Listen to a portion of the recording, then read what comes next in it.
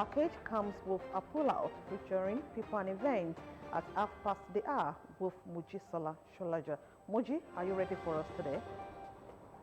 Always ready, ever ready. And let me just quickly tell you that today's people and event will come with a touch of culture and love. Don't miss it. I'll be back. I am your uncle, Bukola Agbakizu. Do stay with us. As Ramadan commences, let us all reflect and utilize the lessons of the holy month to make the world a better place. Now the details of the news. Youth worldwide have been cautioned to be more responsible in the use of the social media, the effect of which is capable of haunting them when they don't expect it. The State Deputy Governor, Engineer Noyimot Salako Ojedele, who made this known during a tafsir program with the theme, Building a Better Society, the Islamic Point of View for the year 2022 Ramadan, organized by her, noted that though the social media holds a lot of opportunities, it also has inherent dangers. Engineer Salako Ojedele added that behaviors such as internet bullying, among others, has sent many promising youth to their early graves due to its adverse effect on their mental well-being.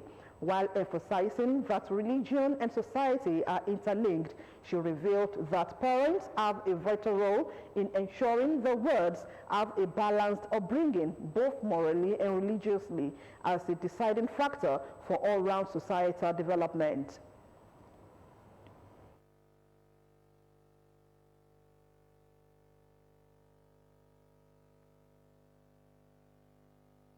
One other thing I want us what I want to draw attention to is the issue of our youth and social media. You know, social media has opened opportunities for everybody. But I think that we also have to caution our youth to be responsible users of social media. Responsible in what they put on social media about themselves. These things may come back to bite. They're young, they do not know the impact of some of these things. People show themselves drinking, smoking, moving around, doing all sorts of crazy things, and they think it's fun. But in another 10 years' time, the implications of what they have done may be a bit unsavory. In his remarks, former Senator Ogun West, Senator Akin Odunsi, said the state of insecurity starts from home, urging parents to always monitor their children and guide them morally so as to have a society free of corruption. Representing the Olota of Ota, Oba Abdukabir Obalanlege, the Onitetiku of Owode, Oba Abdulwasiu Ogunbayi, urged the League of Imams and Affairs to always remember the Deputy Governor and State Government in their prayers. In his teaching on the topic, Building a Better Society, Islamic Point of View, Chairman, League of Imams and Affairs, OTA, Imam Khalifa Akimboyede, said the essence of governance is to ensure a better society devoid of corruption, adding that to have a better society, there is need to build a good family background, be more dedicated to God, and invest in education. Away from that now, Christians have been enjoined to embrace the act of giving thanks at all times. This was the cross of messages delivered by clerics in some of the churches visited in Abeokuta, the Ogun State capital, for the first Sunday service in the month of April. Ronke Adeyemi has the details. It is important for every believer to give thanks to God at all times by rendering praises and worship to Him for His faithfulness. Across Abeokuta metropolis, some worship centers visited by OGTV News used the opportunity of the first Sunday in the month of April for Thanksgiving.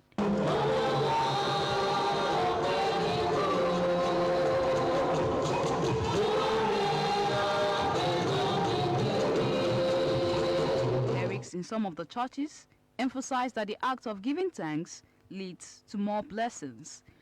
Well, Thanksgiving is something that we should do on a daily basis, in fact on an hourly basis. And that's why the scripture says that the very first thing we should do anytime we want to pray is to give him thanks. That God is always doing good things for his people. And therefore, for every good thing, and in fact for what you are expecting, you thank God for it with faith that you are going to receive everything. They said there are other tenets of faith that believers should embrace alongside Thanksgiving. That when you give, you don't have a reduction in the money. The more you give, the more God gives back to you. Because it's his word, it's his promise. Say, give and it shall be given. Because you want to encourage people to be blessed. There are so many people that are in need. Even the Bible says, the poor will always be among you. But they need the sympathy, they need a touch.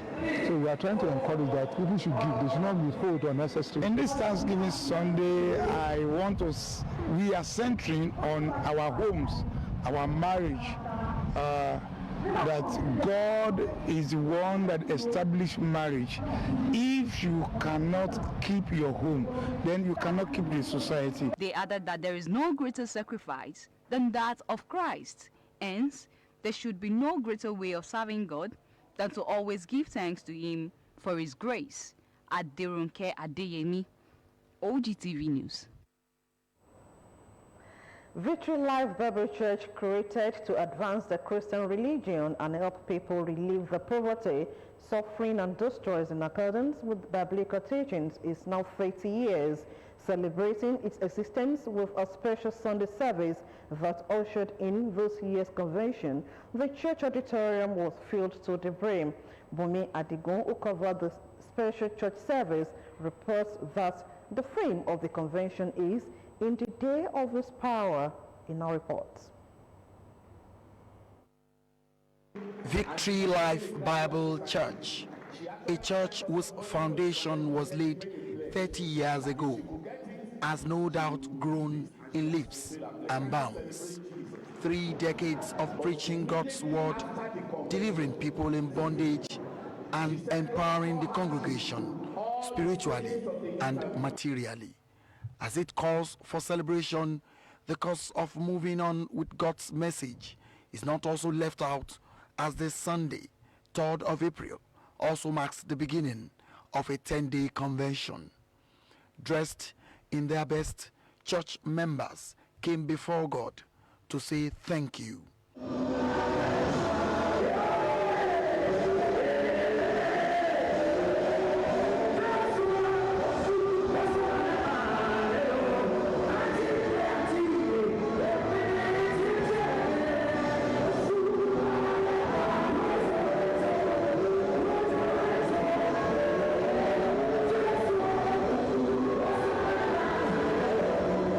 From reading from the Holy Bible, to song ministrations, to giving of testimonies, praying, the church was full of gratitude to God and the man who have been used by God to build the empire. Pastor Lawrence Achudumi, in his words of exhortation, appreciated everyone who have been part of this story. As he says, it has been the grace of God. In 3 decades, I have seen man for who he really is, not what he says he is. In 3 decades, I have seen God for who he is, not what men says he is. I'm expecting change in every area. Number one, I believe that if I can change one, that one can change another, which systematically will change the world. And again, if everyone that attended this conference understand that they have the capacity to rule their world. The message from the pulpit was for everyone to be prepared for that day of blessing, calling on the congregation not to miss the 10 days conversion. If we die, God it is gone. If we can spend time to meditate on the scriptures, not on public opinion, it is gone. If we can close our eyes to the Lord in the market, it is gone. But this week we will get it. It was a moment to behold, as the church built on God's purpose, and the mission to propagate the message continues to grow from strength to strength.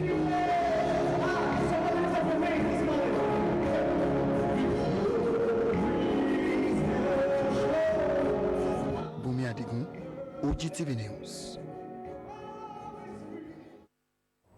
The federal government says it has disbursed 1.3 billion naira to 100,000 underprivileged and poor households under the Conditional Cash Transfer CCT program in Katsina State. CCT is a critical component of the federal government's National Social Investment Program designed to support the poor and vulnerable families, eradicate poverty, and enhance wealth creation in society. Alhaji Abdulkadir Mama Nasser, Special Assistant on Empowerment and Special Intervention to Governor Aminu Masari of Katsina State, stated this at a rally organized by the SIP's beneficiaries on Sunday in Katsina. Mama Nasser said that each of the beneficiaries received 10,000 naira under the program in the past 2 months. He said the federal government also expended over 1.1 billion naira to facilitate provision of free meals to over 800,000 pupils across 2,777 schools in the state under the homegrown school feeding program, while 58,000 youth and women have been enrolled under the Government Enterprises Empowerment Program, adding that over 70% of the beneficiaries were women. According to him, some 14,400 persons are also participating under the Empower program in the state, stressing that proactive measures were necessary to ensure sustainability of the program. He lauded President Muhammadu Buhari for the initiative, adding that the administration had adopted practical steps to fast-track successful implementation of the program. The federal government's revised COVID-19 travel protocol for travelers arriving in Nigeria is scheduled to take effect from Monday. This is according to the chairman of the Presidential Steering Committee on COVID-19, Boss Mustafa. The new protocol stipulates that inbound passengers to Nigeria who are fully vaccinated against COVID-19 are no longer required to carry out COVID-19 PCR tests before boarding Nigerian-bound flights. Also, fully vaccinated passengers arriving in Nigeria will not be required to carry out post-arrival PCR tests or a rapid antigen test upon arriving in Nigeria. Children below the age of 18 will be accorded the same privilege as persons who are fully vaccinated, the new protocol document said. However, inbound passengers who are unvaccinated or partially vaccinated for COVID-19 will still be required to take a COVID-19 PCR test 48 hours before departure and undergo days 2 and 7 post-arrival PCR tests at their own cost. And from Kebbi State, the State Contributory Healthcare Management Agency said it has received a grant of over 800 million naira from the federal government under its Basic Healthcare Provision Fund for the provision of free healthcare access to underprivileged. The Executive Secretary of Kecheba, Dr. Jafar Mohammed Ugi, made this known in Birni Kebbi, adding that last year the federal government released the sum of 407 million naira, while the sum of 427 million naira had also been released for this year's enrollment. According to him, Kebbi was the only state in the country where 100% BHCPF enrollees were given access to free healthcare services, adding that 532 pregnant women gave birth at facilities under the scheme at no cost. The National Drug Law Enforcement Agency, NDLEA, says it has seized not less than 9.5 million tablets of tramadol and Exol 5 worth over 5 billion naira. The drugs were seized at the Murtala Mohammed International Airport, Ikeja, Lagos, the Federal Capital Territory, Abuja, and Edo States. Spokesman of the agency, Femi Babafemi, who disclosed these in a statement on Sunday, said the seizures were made by operatives of the NDLEA and the Nigerian Customs Service. Babafemi said of the figure, 214 cartons of tramadol, 225 under 10 different brand names, which translates to 9,219,400 tablets weighing 6.384 kg were transferred on Tuesday, 29th March, alongside 85 cartons of dried cat leaves worth a total weight of 1,327.35 kg by the MMIA command of the NDLEA as a symbol of the synergy between the two law enforcement agencies, while commending the working relationship between NDLEA and other security agencies in the country. Chairman and Chief Executive of the Anti-Narcotic Agency, retired Brigadier General Buba Marowa, charged officers and men of the MMIA, PHHIA, FCT, Edo, Oyo, and Kano commands not to rest on their oars. With over 60 years of attaining independence, Nigeria as a country still depends on imported agricultural produce for the agricultural sector to function properly. This special report on Nigeria's dependence on agricultural produce looks at people's perspective on importation. Nigeria was once upon a time a major player in the global agricultural markets and the world's largest producer of groundnut and palm oil in the 1960s. With over 84 million hectares of land, population of 170 million, Nigeria still depends on importation of agricultural produce. Between January and March 2021, the agricultural sector contributed to 22.35% of the total gross domestic product. Despite these contributions, Nigeria agricultural sector faces many challenges which impact its productivity. Respondents who lent their view on these have different perspectives to the dependence on agricultural products. So many rice mills springing up here and there, both in the northern part of the country and in the southern part of Nigeria here too. So we are getting there. We are not yet there too. And that's not to say that I want to say we are not entirely dependent on importation of agricultural produce, but we do import some of them, but not entirely. The thing is that we are ending up doing much of exporting our potentials and importing all our losses back. So it's going to affect both the production line, the manufacturing industry, the farming industry, and everywhere will be affected. And if care is not taken, as the African Free Trade Zone is starting up now, we'll find out that we'll be at the receiving end rather than we exporting to all these other countries. If our farmers decide to key into this opportunity, then we can have enough food for the entire nation. Recently, at the inauguration of $2.5 billion Dangote fertilizer plant in Lagos, President Muhammadu Buhari gave the assurance that the massive dependence on imported agricultural products in the country will end soon. Board and management of Dangote Industries Limited for their business initiative in capitalizing and building this plant to reduce our dependence on importation of fertilizer, create jobs on a massive scale, increase the inflow of foreign exchange, and accelerate economic growth. According to the president, the fertilizer plant is expected to strengthen the agricultural sector by ensuring a boom in fertilizer production. The Nigerian Railway Corporation has confirmed the safety of 170 passengers aboard the Abuja-Kaduna train attacked by terrorists last Monday, while 21 others were still missing. Managing Director of NRC, Mr. Fidet Okehiria, said this in a statement on Sunday in Lagos while giving an update on the incident, which occurred on March 28 at the Katere Regina area of Kaduna State. He said that 7 coaches have been recovered while the corporation had intensified efforts towards restoration of the services. Okehiria said that the corporation, in collaboration with security agencies, would leave no stone unturned in its efforts at rescuing the missing persons.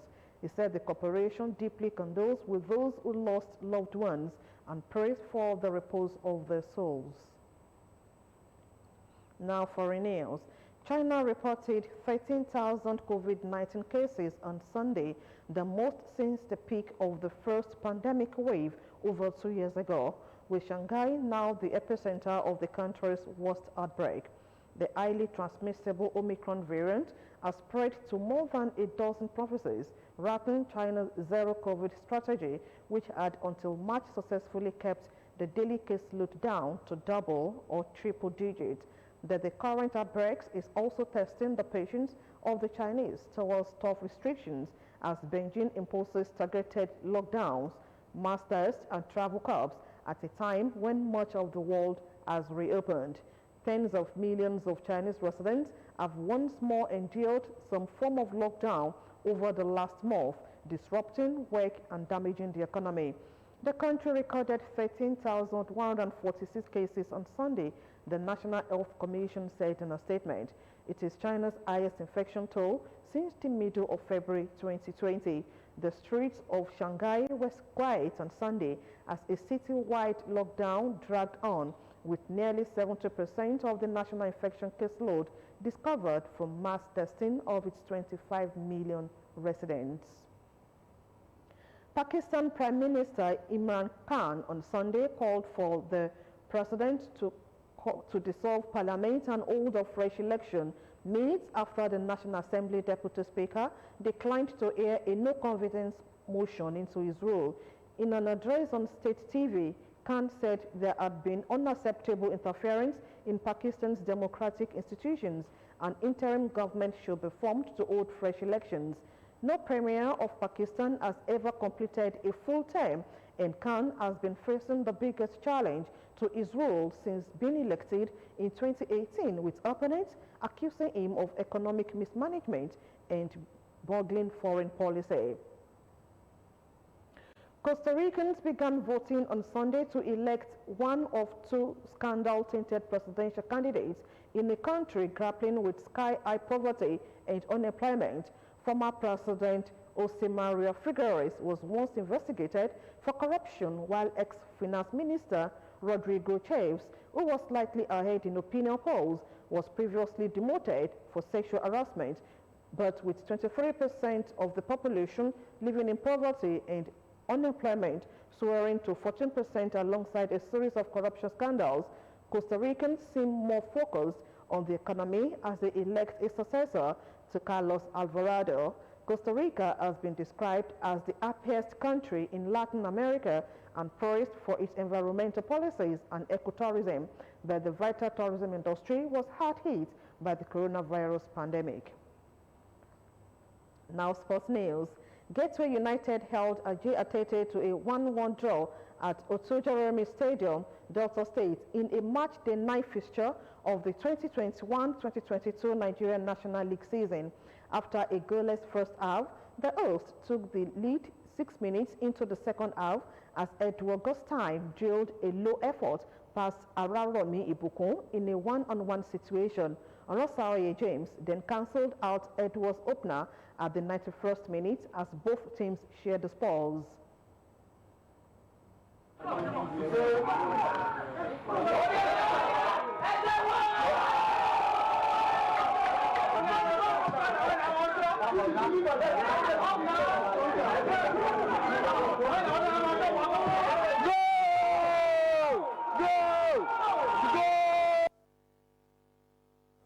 Group B1 table toppers Gateway United will face Ibom Youth next in match day 10 in Abeokuta.